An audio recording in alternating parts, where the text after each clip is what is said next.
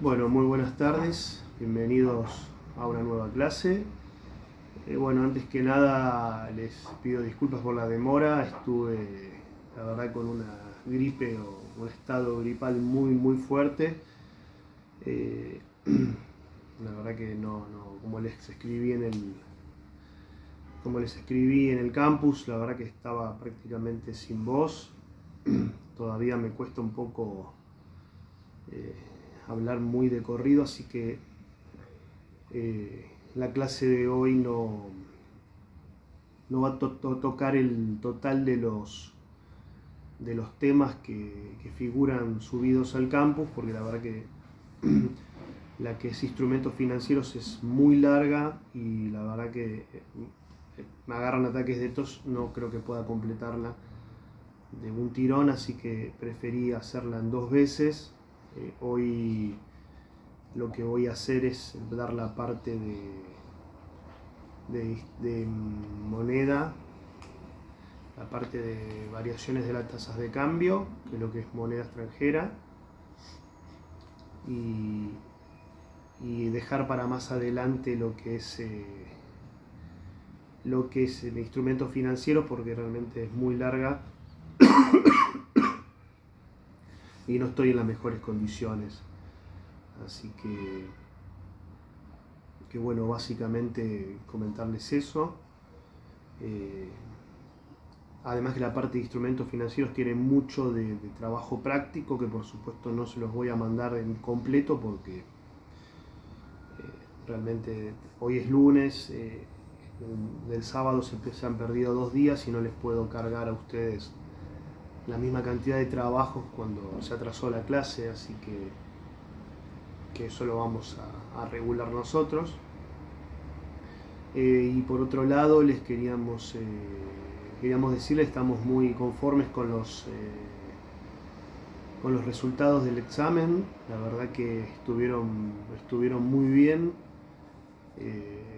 Creo que solo, si no me equivoco, hay un 15% que está debajo de 7, así que realmente muy bien los resultados, estamos muy conformes. Espero que también les haya resultado a ustedes cómodo o ameno, digamos, el formato que encontramos. Así que les pido también que me dejen cualquier tipo de, de comentario que quieran hacer, lo pueden dejar en el campus o en la zona interactiva, que a nosotros nos sirve también, ya que nos queda un segundo parcial, así que si les parece que haya algo que mejorar, lo vamos a tener en cuenta también con respecto a ese formato. O la duración, creo que la duración también fue bastante buena. Le planteamos 45 minutos y creo que el promedio fue 17 minutos para hacerlo. Si bien yo les comenté a los chicos que se fueron rezagando, que se tomaran el tiempo completo si es que lo necesitaban. Así que bueno, realmente creo que en eso fue atinado el tiempo y el formato, pero bueno, escuchamos cualquier comentario que quieran hacer, que nos sirve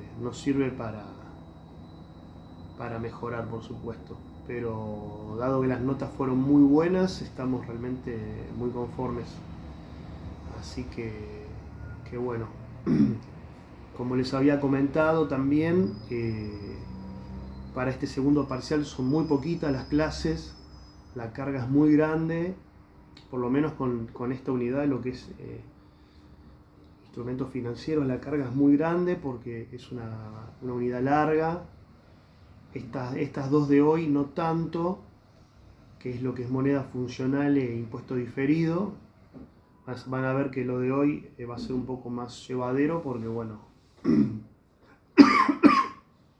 no estoy en las mejores condiciones, pero bueno, calculo que miércoles o jueves las voy a estar subiendo y sin apuro el trabajo lo vamos a manejar nosotros el tiempo de entrega y demás porque se demoró todo y los tiempos quedan muy cortos. Incluso también vamos a avisar cuando sea la fecha de la clase sincrónica, porque son clases que llevan un poquito más de tiempo y dedicación, así que bueno, lo vamos a ir viendo y avisando. Así que bueno, por ese lado no se preocupen. Y bueno, entonces creo que cerrado eso, vamos a pasar a lo que es la clase de hoy, que vamos a hablar de lo que es moneda extranjera o variaciones en las tasas de cambio, que es la NIC 21.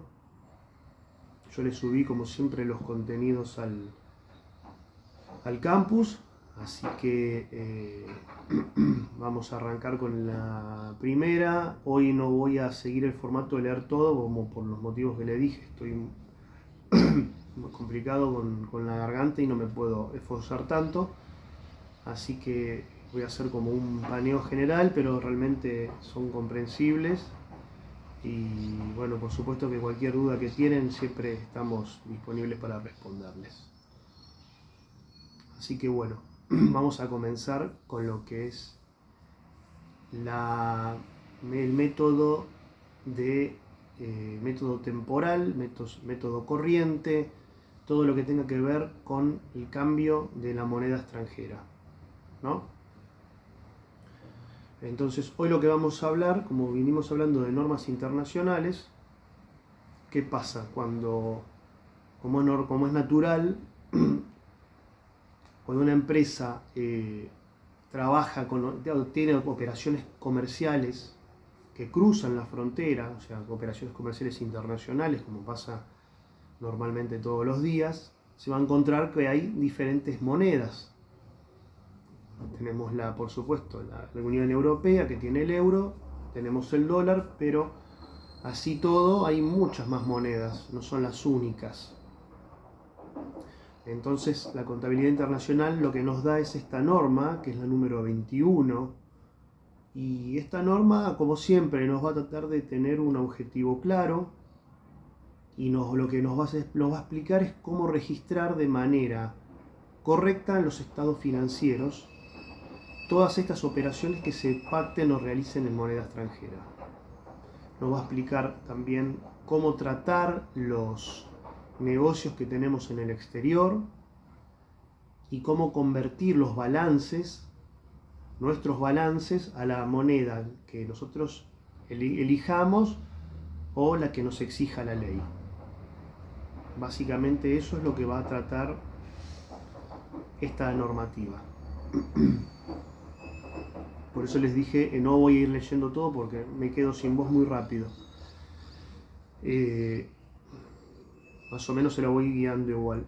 Esta sería como más o menos la filmina número 3.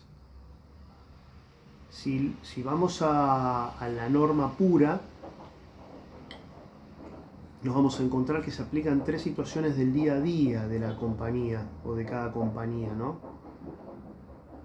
O sea, primero nos va a decir cada vez que tengamos que contabilizar transacciones aisladas o saldos pendientes en alguna moneda que no sea la nuestra. Eso sería la primera situación, ¿no?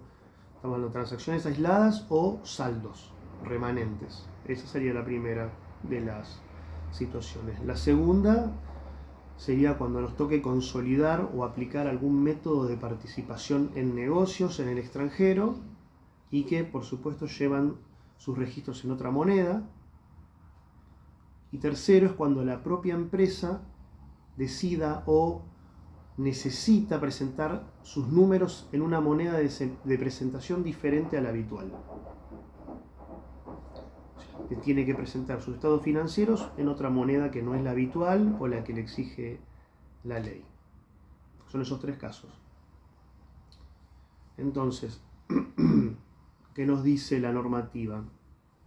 Para ir directo a la mecánica de esta normativa, cómo funciona,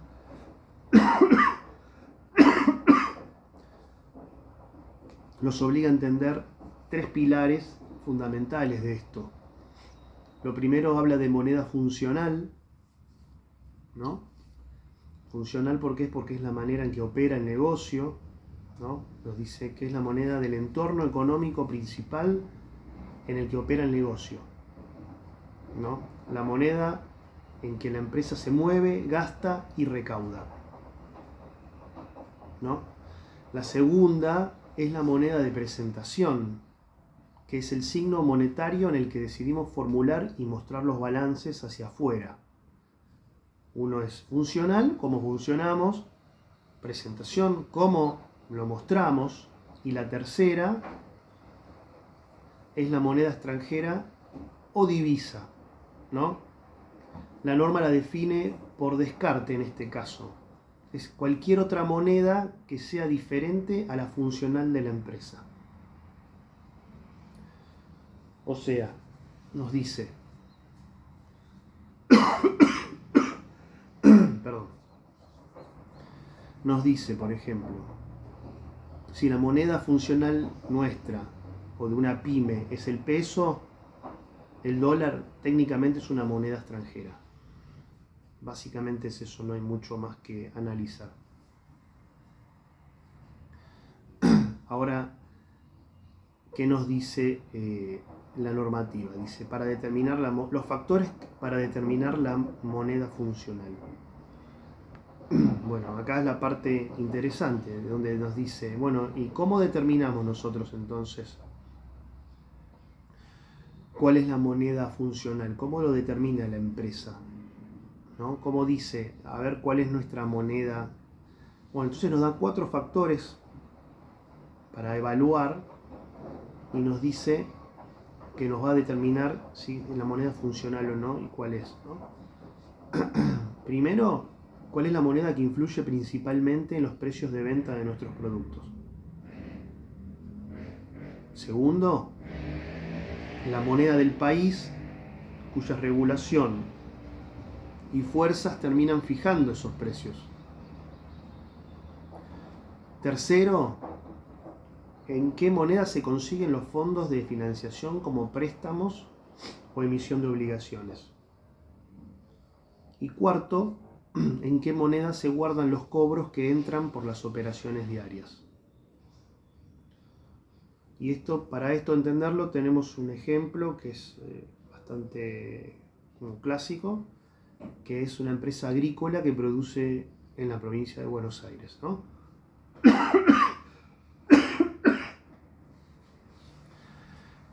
¿Paga sueldos en pesos? Bueno, muy bien. Pero si el 100% de su cosecha se exporta, sus precios se fijan en la bolsa de Chicago. Por ejemplo, vamos a pensar que es un commodity, ¿no?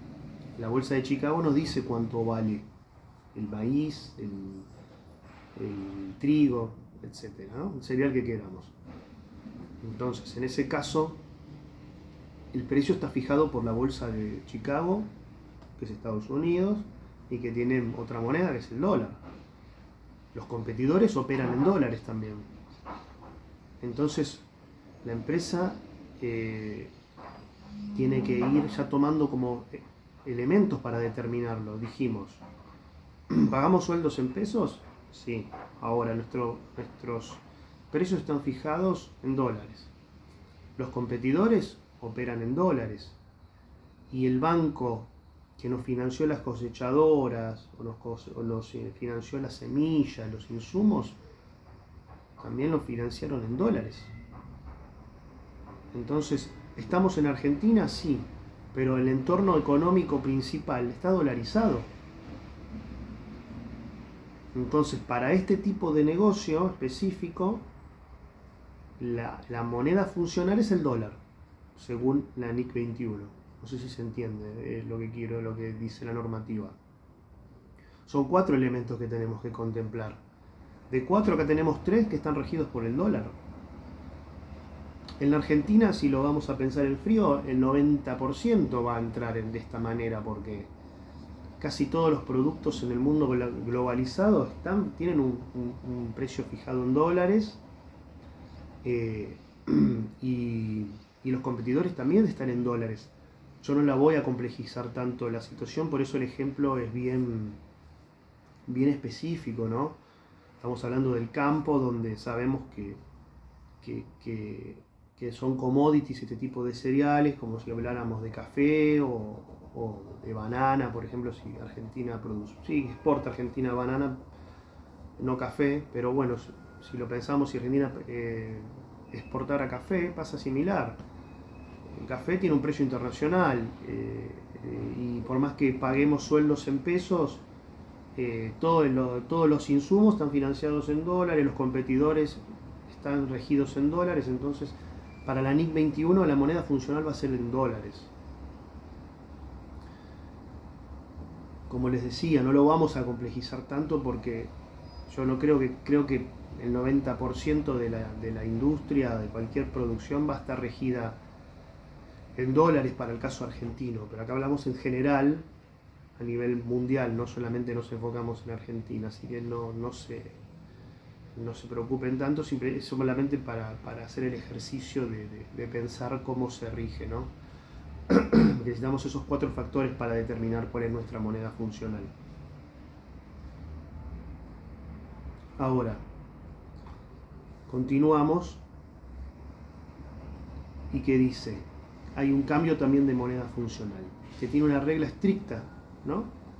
Y nos dice que una vez que la empresa analiza estos 4 elementos y decide cuál va a ser su moneda, ¿no? La empresa va a evaluar, va a decir, bueno, a ver qué pasa con estas 4, y la empresa elige, no la va a poder cambiar a menos que pase algo drástico, algo realmente muy importante en las transacciones, en los sucesos o en las condiciones económicas que le dieron origen en su momento, ¿no?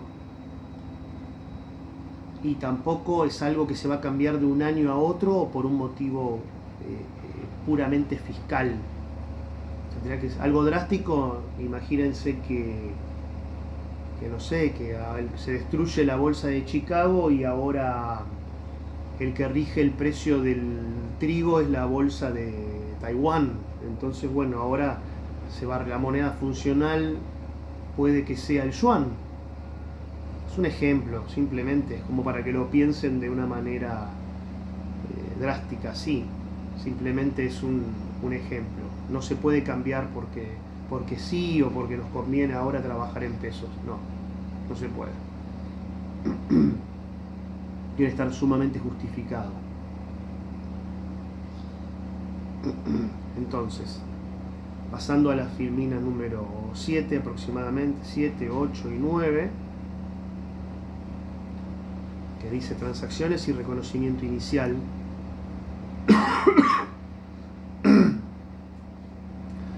Sabiendo esto pasamos...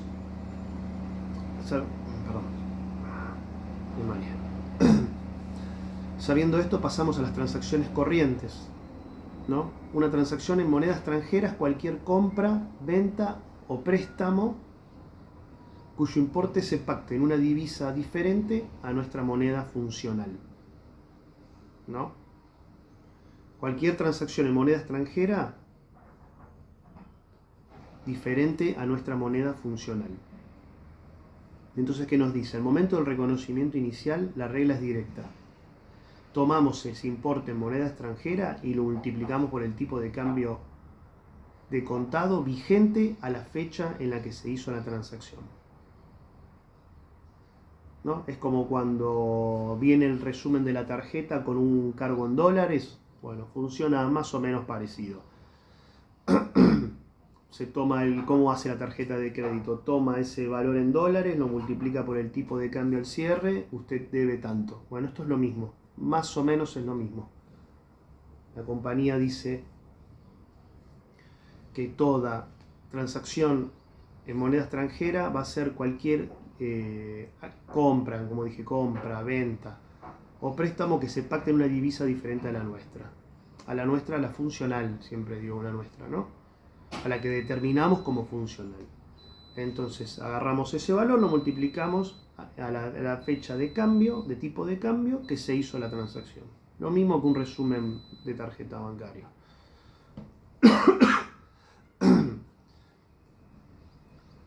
Ahora, ¿qué es el tema? El asunto cuál es, que el verdadero trabajo técnico aparece cuando llega el cierre, ¿no? Cuando llega el cierre del periodo, el final, y hay que cerrar el balance.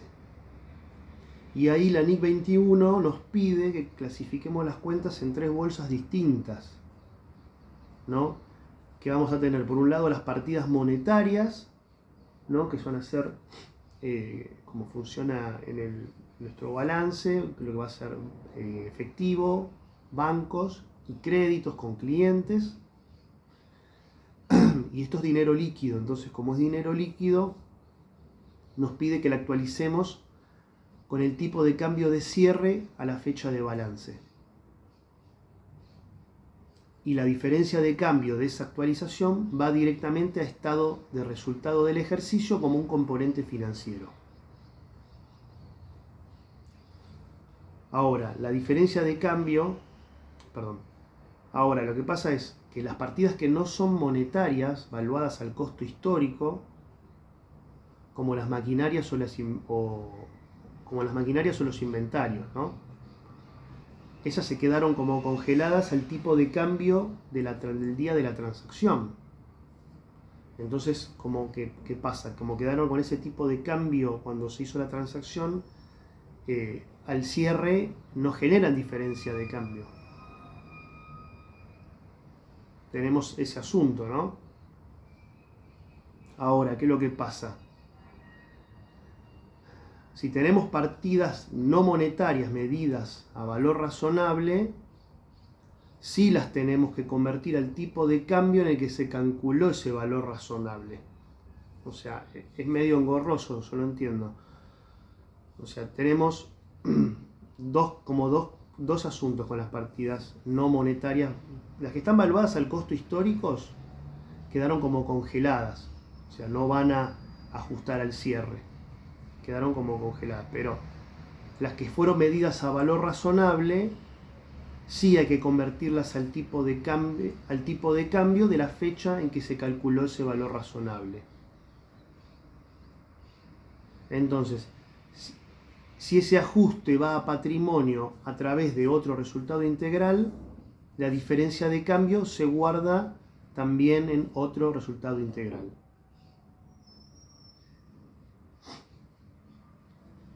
Es confuso, sí, es un poco confuso. En la Filmina lo van a entender un poquito mejor. Pero realmente lo que le quiero explicar es eso. La diferencia de cambio la va a mandar también a otro resultado integral. Y acá tenemos un ejemplo que está un poco más clarificador tal vez. Ya se los digo. Acá está. ¿No? Y acá tenemos que dice: una empresa le vende a un cliente del exterior por $10.000 el 1 de noviembre de X año con el dólar a 1.000 pesos, ¿no? Tenemos un crédito de 10 millones de pesos. Al 31 de diciembre, o sea, pasó 2 meses, el cliente todavía no nos pagó, pero el dólar cerró a 1.100. Como es una partida monetaria, actualizamos el crédito a 11 millones. ¿No? ¿Se entiende? Eran 10 millones el 1 de noviembre. Al 31 de diciembre, como el dólar subió, fueron 11 millones. Ese millón que ganamos por diferencia de cambio, lo reconocemos como una ganancia cambiaria. Nada más. Pero, ¿qué pasa? Si el 1 de noviembre, que el mismo día que hicimos esa operación, compramos una máquina por también $10.000, la máquina va a seguir figurando a 10 millones porque es una partida no monetaria al costo. Como se contabilizó el costo y el dólar era 1.000 en ese momento, al 1 de noviembre, no nos importa que al 1 de diciembre, al 31 de diciembre valga 1.100. Al ser no monetaria el costo, quedó en 10 millones. No la ajustamos.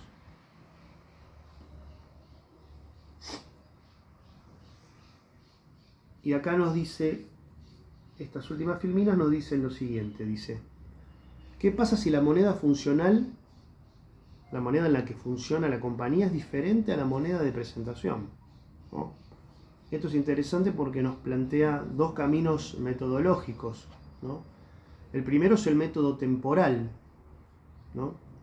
Que nos dice que se usa cuando registramos las transacciones directamente en moneda funcional en la fecha que ocurren. Al cierre, estas partidas monetarias van al tipo de cambio de cierre, las no monetarias a valor razonable a su tasa correspondiente, los ingresos y gastos al tipo de cambio de la transacción, y las diferencias de cambio impactan de lleno en el resultado del ejercicio. Ya sé que es un poco rápido, pero lo van a ver mejor en la filmina, igual se los vuelvo a decir.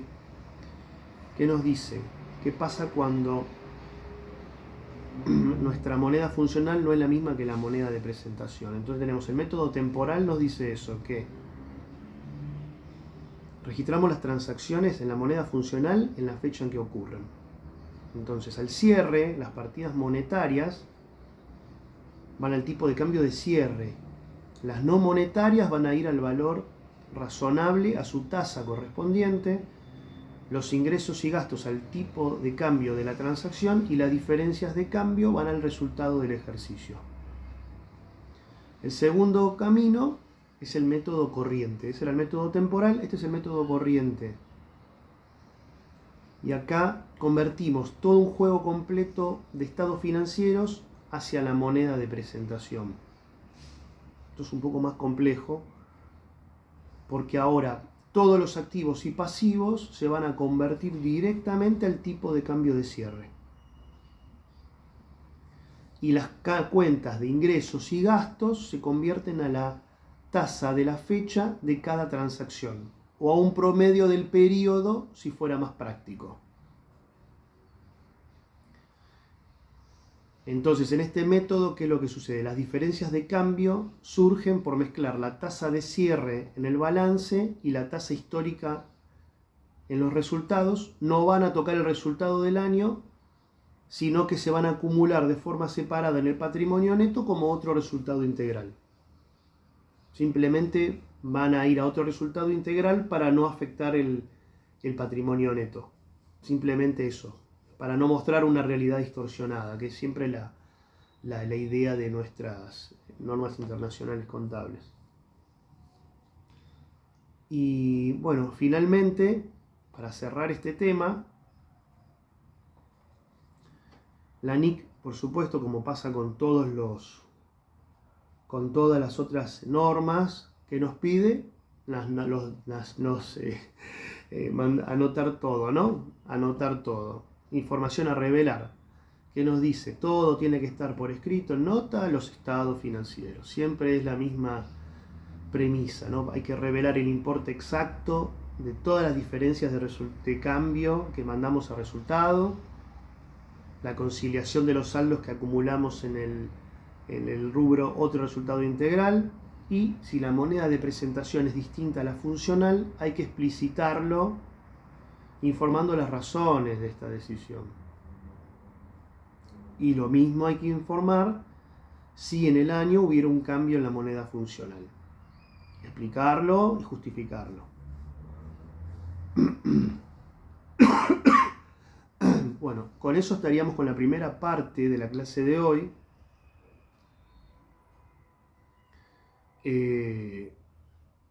Y ahora vamos a pasar con esta segunda parte. Perdón. En esta segunda parte, que es el tema de impuesto diferido, ¿no? Impuesto a las ganancias y el método del impuesto diferido, que es la NIC número 12. ¿Qué va a decir la NIC número 12? Es la conciliación entre lo que es la contabilidad y el fisco, ¿no? Vamos a hablar del conflictivo, el eterno conflicto entre devengado y percibido, ganancia contable, ganancia fiscal, base fiscal, matriz de balance. etc. Bueno, para ir un poco al grano, vamos a hablar de la NIC 12, nos va a regular básicamente el impuesto a las ganancias. Esta parte tiene su complejidad porque estamos hablando de un problema digamos, de asimetría, como dice la normativa, ¿no? Que lo que busca es tratar las consecuencias fiscales actuales y futuras que se derivan de la forma que recuperamos nuestros activos o liquidamos nuestros pasivos en el balance y cómo impactan cada una de las operaciones del año que ya registramos contablemente. ¿Por qué sucede esto? Bueno, sucede porque la consideración contable y fiscal de un hecho económico suele ser considerada diferente o puede variar, ¿no? Nosotros lo que buscamos es armar con el balance la realidad económica de un negocio, ¿no? Y nos basamos de manera rigurosa y comprometida con el principio de devengado. ¿Qué sucede? Las leyes tributarias, fiscales, persiguen otro fin. Entonces, ¿qué es lo que sucede? Ellos, su finalidad es la recaudación, o sea, no tienen otra. Entonces, basándose en ese criterio, en esa búsqueda, básicamente ellos se rigen por el criterio de lo percibido. O sea, ellos van a aplicar controles estrictos sobre qué se puede restar y qué no. O sea, no. Entonces, ¿qué pasa? Nosotros nos guiamos por devengado, ellos se guían por percibido. Entonces, ¿qué es lo que sucede? Sucede esta brecha, nos encontramos con un problema. Entonces, ¿qué pasa? Esto pasa que un activo o un pasivo va a tener un valor para nosotros como contadores, va a tener un valor para nosotros y otro valor para la planilla de impuestos. Entonces, acá es la clave, registrar el impuesto diferido que nos va a permitir es sanear esta diferencia en el tiempo, logrando que todo este gasto, ¿no?, por impuesto tenga una proporción lógica con la ganancia contable real antes de impuestos. Y ahora se lo va a explicar un poquito más la normativa y yo se lo voy a ir traduciendo. Acá no nos vamos a enfocar únicamente en el impuesto a las ganancias porque hay países que tienen otras normativas y también va a abarcar a todos los impuestos básicamente, la NIC 12. ¿Qué nos va a decir? Que el alcance es sobre todo impuesto local o extranjero que se calcule sobre las ganancias sujetas a imposición, ¿no? Esto incluye también retenciones sobre dividendos que tienen que pagar las subsidiarias o asociadas cuando deciden distribuir utilidades a la casa matriz, ¿no? Entonces, para entender esto bien, lo primero que tenemos que hacer es definir ganancias y definir impuestos. Entonces, para dominar el balance, la norma nos aclara las definiciones técnicas básicas y nos dice: la ganancia contable es la utilidad neta antes de restarle el impuesto a las ganancias. La ganancia o pérdida fiscal es la base imponible que calculamos siguiendo al pie de la letra las leyes impositivas del país sobre la cual se va a aplicar la tasa para pagar el impuesto corriente. El gasto por impuesto total del año va a ser la suma del impuesto corriente, o sea, lo que le pagamos al fisco en cada declaración jurada, más o menos el impacto del impuesto diferido del periodo. Eso es lo que dice técnica y taxativamente la normativa. Entonces, ahora vamos a ir desglosando cada una de estas cositas. Y nos dice, base fiscal. La base fiscal va a ser el importe que es la autoridad impositiva, el importe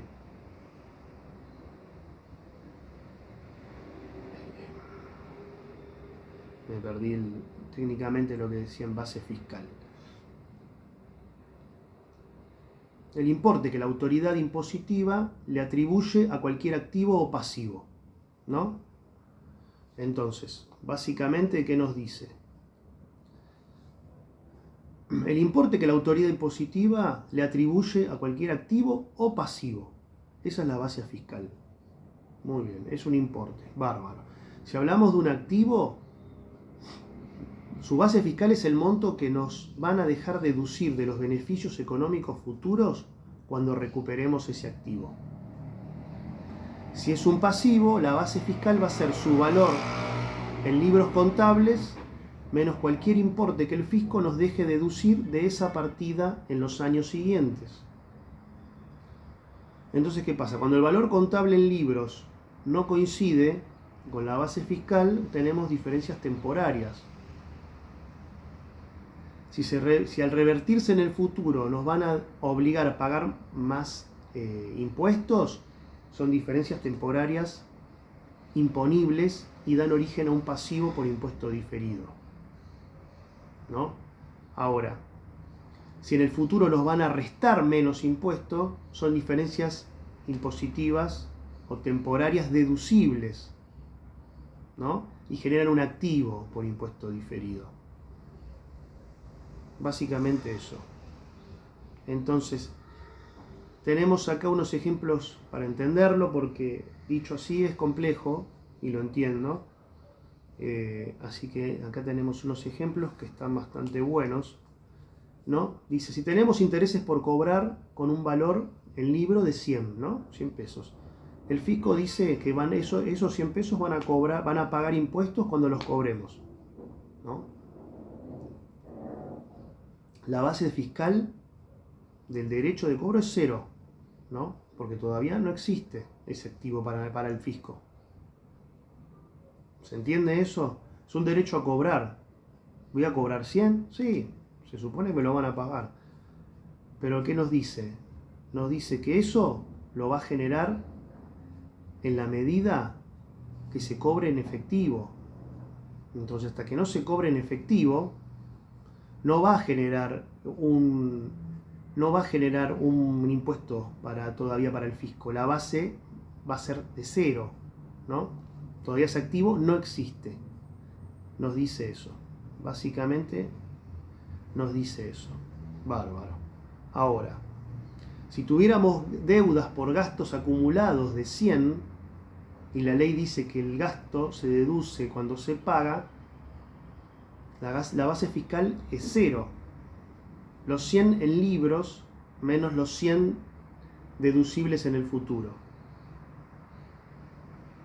No sé si se entendió muy bien. El caso del pasivo, a ver si está acá, si lo tengo acá con los números.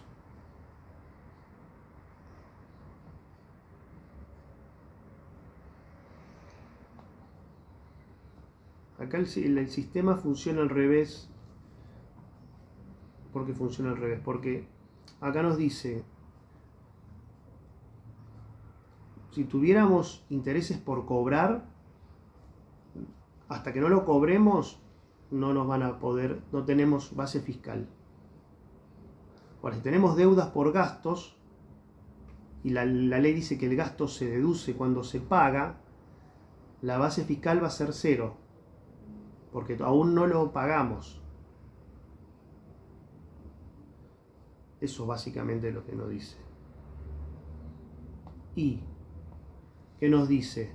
Por otro lado, que para medirlo de manera automática tenemos que aplicar la matriz de 4 reglas que se ve en pantalla, ¿no?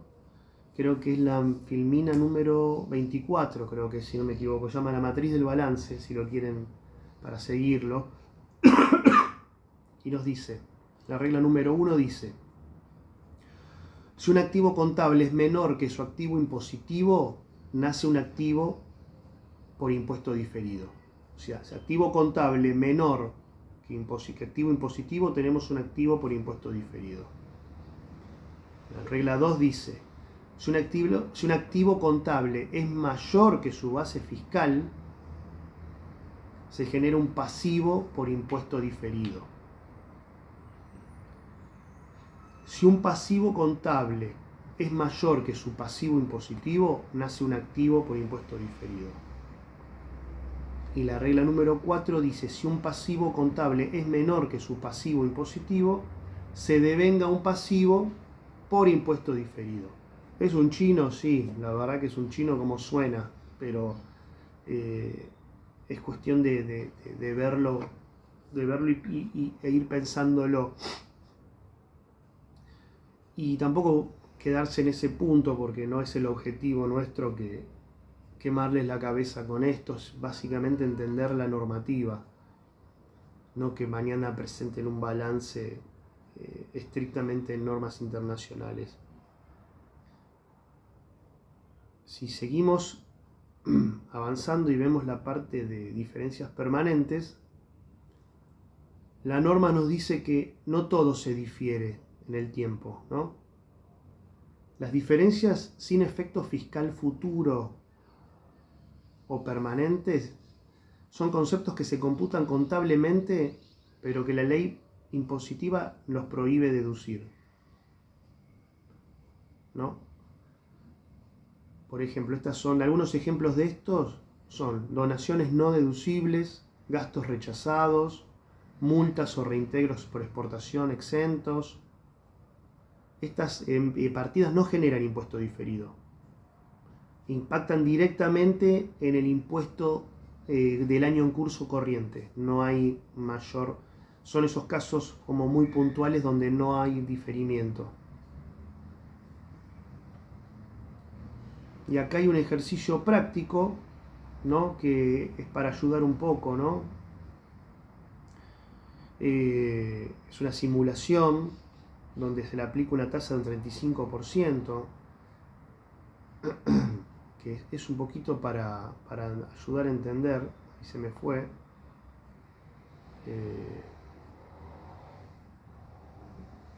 ¿No? Dice que la empresa cierra su ejercicio con un resultado contable antes de impuestos de 500 pesos. Sin embargo, la contabilidad registró de forma prudente una provisión para juicios pendientes por 500 pesos, restando ese valor de la ganancia.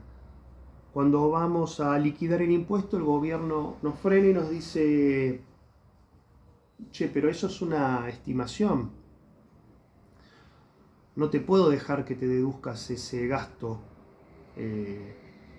hoy, no te lo permito, o sea, porque vos no sabés cómo te va a ir y si ese juicio lo vas a perder y vas a tener que pagarlo.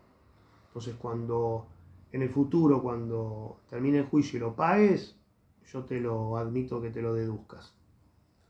Entonces, esos 500 los tenemos que revertir, ¿no? Y la base imponible fiscal nos queda de 1000, porque esos 500 los terminamos sumando, ¿no?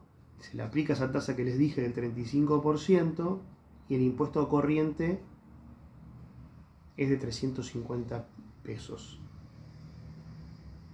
Ahora, eso nos dice que si no usáramos la NIC 12, tendríamos un estado de resultado con una ganancia de 500 y un gasto por impuesto de 350. ¿Y qué nos dice? Que es una tasa efectiva del 70%, ¿no? Un golpe durísimo a los ojos de cualquier inversor.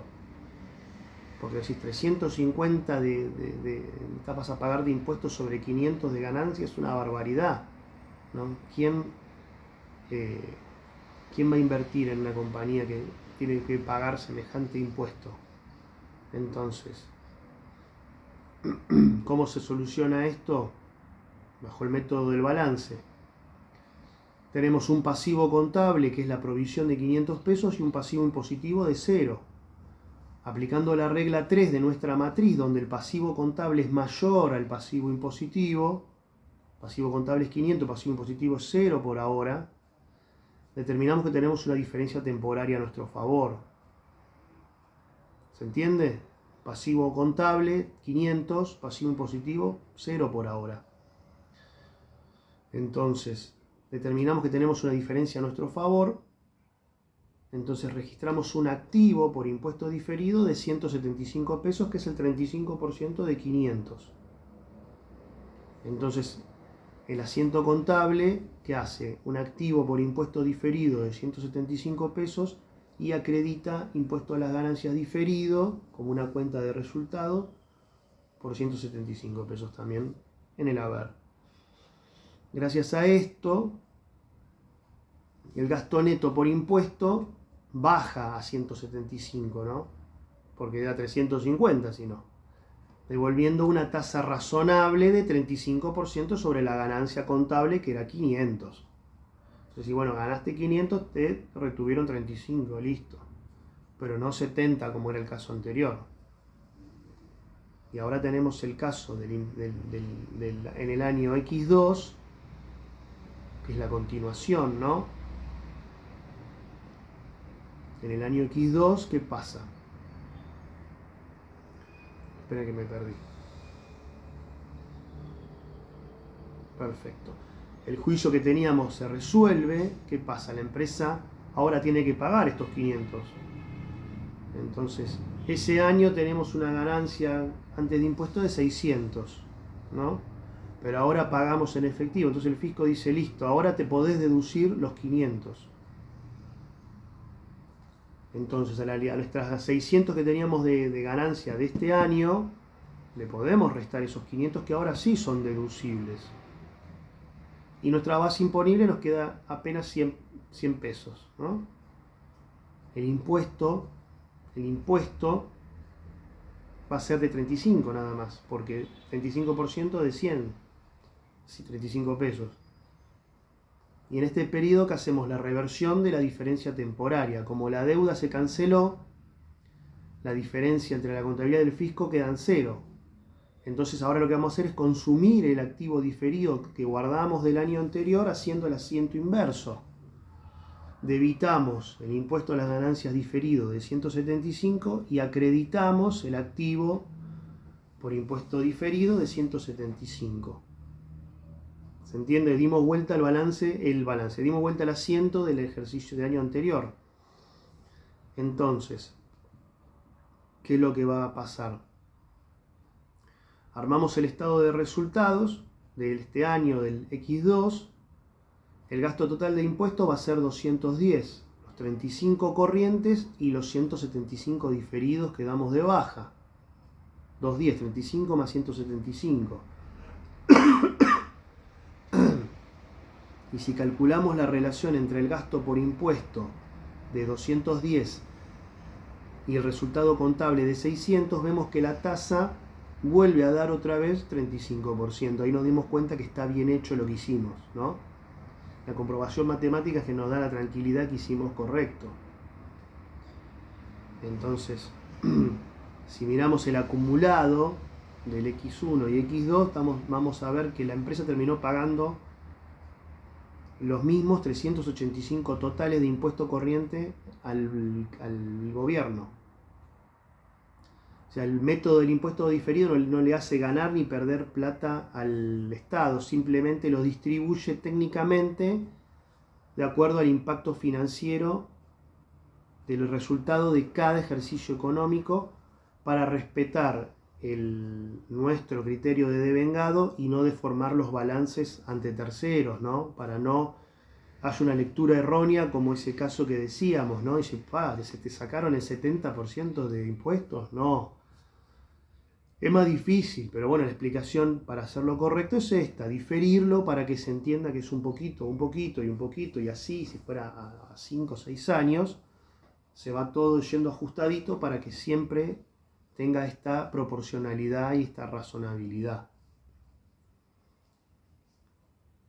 Entonces, espero que haya entendido eso, ¿no? Básicamente lo que muestra es mantener una línea de lógica, ¿no? No un año pagar un 70%, que no es, al otro pagar un 15%, ¿no? Si vamos como lo muestra el ejercicio, el año pasado ¿cuánto pagaste? 35, este año ¿cuánto pagaste? 35. La comprobación matemática te da que pagaste siempre 35. Eso es lo que uno se queda tranquilo que lo hizo correcto. Y finalmente vamos a llegar a la parte que nos interesa, que es, no, la parte que nos interesa, no, la parte final, que es siempre la información a revelar, ¿no?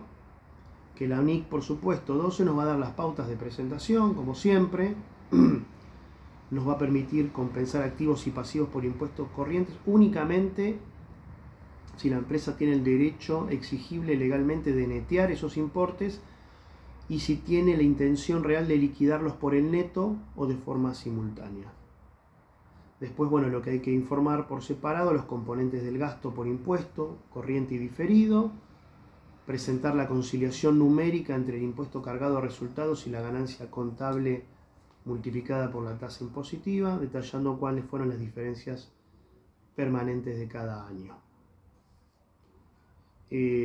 Bueno, para finalizar, porque no fue tan corto como pensaba, pero lleva tiempo, realmente no se los puedo explicar más rápido porque creo que lo amerita explicarlo. Tanto con la NIC 21, con los tipos de cambio, como con la NIC 12, con este tema de asimetría fiscal por diferentes criterios, el objetivo siempre es el mismo, ¿no? Proteger a los estados contables y financieros de distorsiones del entorno y de regulaciones locales. Distorsiones del entorno son las diferentes monedas, regulaciones locales son las tasas de imposición de cada fisco. Entonces, ¿qué busca? Contener estas distorsiones, explicarlas, para que el balance refleje la realidad económica de nuestra organización o de la que sea. Siempre la base es esa, mostrar información pura, fina, como tiene que ser, y la explicación va a estar dada en cada caso, tanto por una diferencia de cambio o por una regulación impositiva, pero siempre la diferencia va a estar explicada para que el que tenga que tomar decisiones sepa que son cosas ajenas a la compañía que no afectan el resultado contable, son simplemente normas y condiciones que hay que respetar, pero que no afectan el resultado real de la compañía. Así que bueno, les agradezco mucho la paciencia porque no puedo hablar más que esto y en breve les voy a estar subiendo la parte de instrumentos financieros que sí es bastante más larga y compleja, pero bueno, les agradezco y nos vemos en la próxima clase.